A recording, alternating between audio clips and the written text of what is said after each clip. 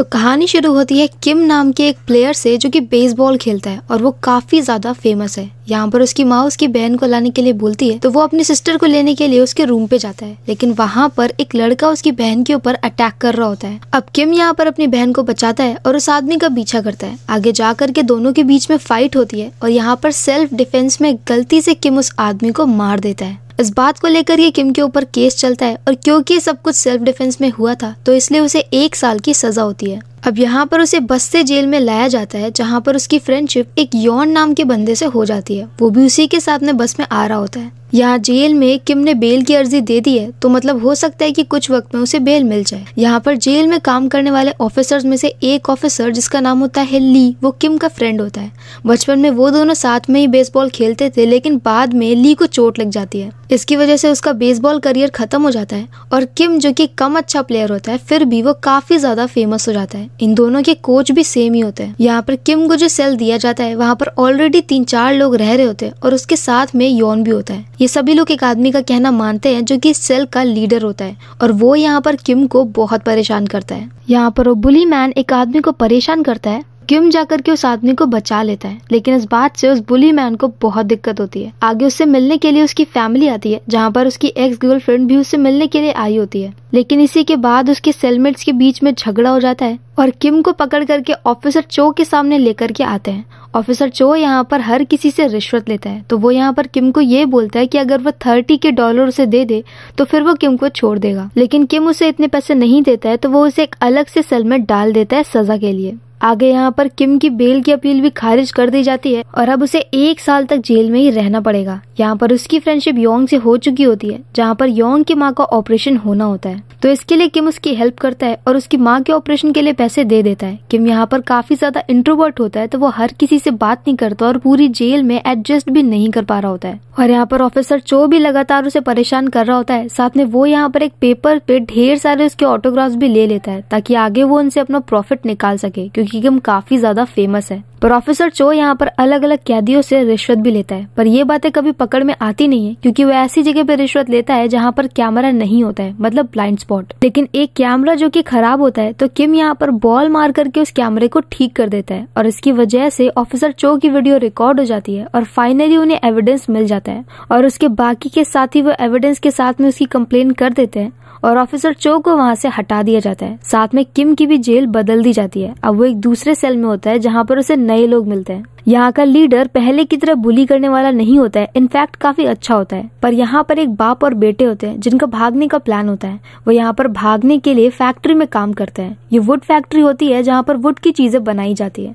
यहाँ से वो लोग एक औजार को छिपा लेते हैं, लेकिन बाद में वो औजार पकड़ा जाता है और उसी के हेल्प से वो लोग दरवाजे को खोल करके भागने वाले थे और उनका प्लान फ्लॉप हो जाता है। इस फैक्ट्री में किम भी काम करने लगता है, लेकिन यहाँ पर दिन भर काम करने के बाद में भी उन्हें पैसे नहीं मिलते, बस अच्छा खाना मिलता है। उनके सारे पैसे वहाँ का इंचार्ज ही रख रहा होता है और उन्हें बिल्कुल भी पैसे नहीं मिल रहे थे। अब वो लोग इसके अगेंस्ट में आवाज उठाते हैं और सीनियर को कंप्लेन कर देते हैं। सीनियर यहाँ पर जेल में रहने वाले कैदियों का सपोर्ट करता है और फाइनली उन्हें उनके पैसे मिलने लग जाते हैं और किम भी यहाँ पर धीरे धीरे करके अपनी बेसबॉल की प्रैक्टिस दोबारा से शुरू कर देता है। पर यहाँ पर वो काफी बार कोशिश करने के बाद भी बॉल को पकड़ नहीं पाता है। अब ली को ये देख करके चिंता होती है और वो उसे हॉस्पिटल लेकर के जाना चाहता है, लेकिन वहाँ के ऑफिसर्स ऐसा करने से मना कर देते हैं। तो अब जब किम यहाँ पर फैक्ट्री में जाता है तो वो जा करके एक ऑफिसर को जो कि उसे हॉस्पिटल ले जाने नहीं दे रहा है उसी को बार बार पोक करता है। गुस्से में आकर के वो ऑफिसर उसे मार देता है, मतलब उसके सिर पे मार देता है और बहुत ज्यादा खून बहने की वजह से उसे हॉस्पिटल लेकर के जाते हैं। अब जहाँ पर उसके सिर की चोट ठीक हो रही होती है वहीं पर उसके शोल्डर का भी टेस्ट ले लिया जाता है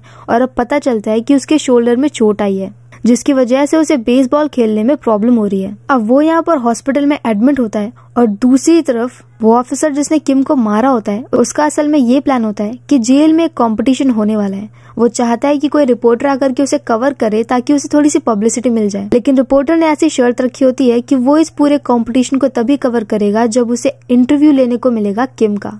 लेकिन किम इस बात के लिए साफ साफ मना कर देता है, इसीलिए वो ऑफिसर लगातार किम के लिए प्रॉब्लम खड़ी कर रहा होता है। पर अब यहाँ पर कंपटीशन होता है और रिपोर्टर भी आ जाता है, पर अभी तक किम हॉस्पिटल में है।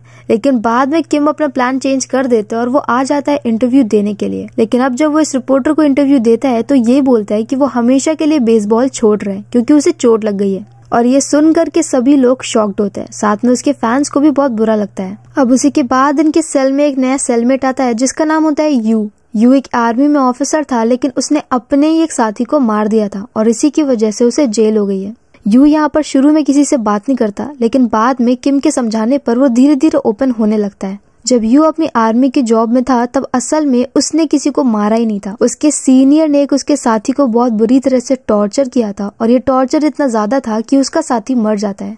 लेकिन यहाँ पर सीनियर के डर और उसके पावर की वजह से हर कोई यहाँ पर यू को ही दोषी मान लेता है और उसी के अगेंस्ट में केस चला दिया जाता है। सभी लोग यही गवाही देते हैं कि उसे मारने वाला यू था और इसलिए यू जेल में है। अब किम यहाँ पर बेसबॉल दोबारा से खेलना शुरू कर दे, इसके लिए उसके सेलमेट एक प्लान बनाते हैं। वो लोग रात में यहाँ पर उसे नशे की गोलियां दे देते हैं और पूरे सेल में धुआं कर देते हैं।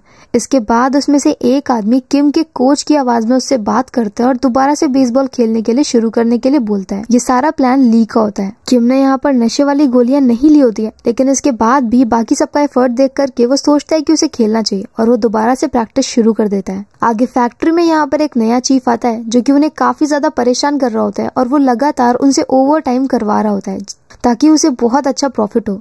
किम को ये बातें पसंद नहीं आती तो वो सबके साथ में उसके अगेंस्ट में जाता है। अब यहाँ पर फैक्ट्री के चीफ के लिए दोबारा से इलेक्शन होने लगता है और इस बार किम उसमें खड़ा हो जाता है। क्योंकि किम काफी ज्यादा फेमस है तो हर कोई इसे वोट देता है और फाइनली वो यहाँ पर इलेक्शन भी जीत जाता है। लेकिन इलेक्शन जीतने के बाद भी वो सही से काम नहीं कर पाता क्योंकि उसे फर्नीचर से रिलेटेड कोई भी काम आता नहीं है। तो स्टाफ को यहाँ पर अलग से उसके लिए कोई दूसरा आदमी रखना पड़ता है ताकि वो अपनी प्रैक्टिस भी करता रहे और वो फैक्ट्री का चीफ भी बना रहे।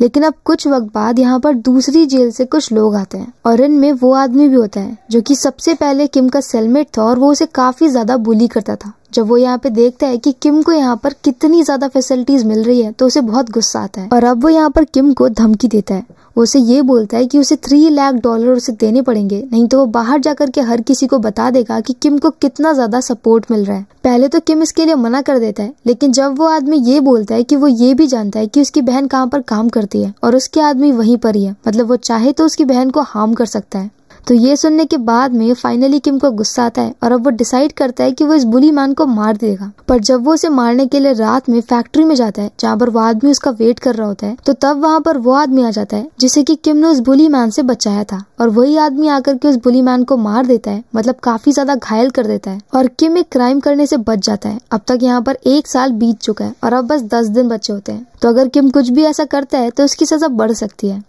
और क्योंकि वो फेमस सेलिब्रिटी है तो 10 दिन पहले दोबारा से उसका इंटरव्यू होता है जहाँ पर वो हर किसी को, अपने सारे सेलमेट्स को, सारे स्टाफ मेंबर्स को, हर किसी को थैंक्स बोलता है और 10 दिन बाद आराम से जेल से निकल जाता है और दोबारा से अपनी बेसबॉल की सेलिब्रिटी लाइफ में बिजी हो जाता है।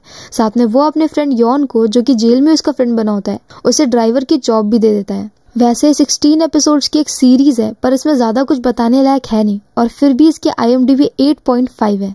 इस सीरीज का नाम है प्रिजन प्लेबुक और अगर आपको मेरा एक्सप्लेन पसंद आया हो तो प्लीज हमारी वीडियो को लाइक करें, शेयर करें और हमारे चैनल को सब्सक्राइब करें।